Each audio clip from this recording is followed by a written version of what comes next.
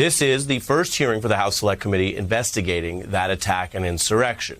Today is the day the official investigation here begins. If you watch the news, you've seen much of the intrigue leading up to it, but we are now at the actual fact-finding, probing what led to the insurrection, how it happened, and what then President Donald Trump's role was, and what accountability the Congress may yet pursue. One officer made this striking comment about who sent the hitmen.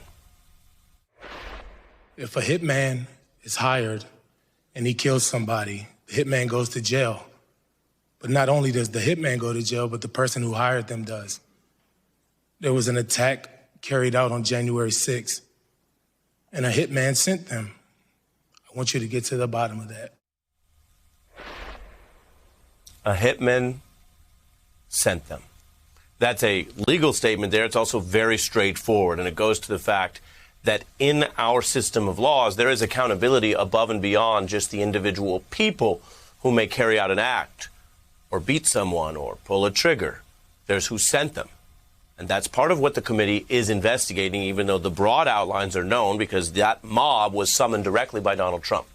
The officers recounted their stories of what happened, what was done to them, and the ongoing pain and trauma of that on January 6th. Many of us have seen the ugly videos. They're on the news. They're online. But until today, there had not been this kind of forum. This is very different from testimony in individual Justice Department prosecutions, for example. Until today, we haven't had the forum to hear directly from these officers. I could feel myself losing oxygen and recall thinking to myself, this is how I'm going to die, defending this entrance.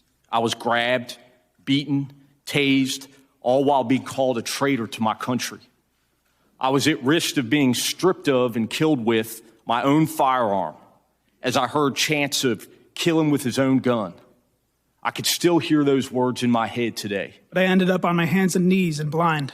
The medical mask I was wearing at the time to protect myself from the coronavirus was pulled up over my eyes so I couldn't see. I braced myself against the impact of their blows and feared the worst. Why is telling the truth hard? I guess in this America, it is. That is truth. It is a documentary kind of truth because in addition to the people being under oath and participating in this fact-finding forum, we have the video, we have the other accounts. This is truth, this is facts. Much of this is not debatable. And those people demanding murder and terrorism, demanding to kill officers with their own guns, those were the people sent by Donald Trump to try to overturn the election so he could stay in power. The fact that I have to repeat these words on the news, that these officers, who do so much more than those of us who are just covering it, have to go and tell America about it, is a testament to the fact that we are living through a time where one party, the Republican Party, in the main, for the most part, at the federal level, is directly opposed to this truth. That's the context for this. Another moment was important when an officer bluntly addressed that political reality of how so many Republicans, not all, but so many in power, continue to lie and downplay regarding the violence. The indifference shown to my colleagues is disgraceful. Nothing, truly nothing, has prepared me to address those elected members of our government who continue to deny the events of that day, and in doing so, betray their oath of office. Those very members whose lives, offices, staff members I was fighting so desperately to defend. That is so powerful, it is worth reflecting on. No Capitol Police officers have to go through that or have to say what he just said. But what he said is pretty powerful. He and so many others risk their lives to protect those who are elected in a democracy, regardless of whether they agree with them or not.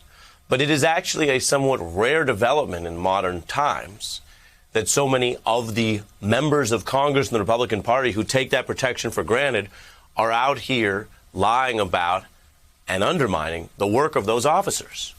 That's what's going on. Indeed, These officers are testifying to a committee that had to be organized differently because the Republicans demanded that either they put liars on the committee who had a track record of trying to subvert an investigation, or they'd all walk, which they did, most of them, that McCarthy had put in place.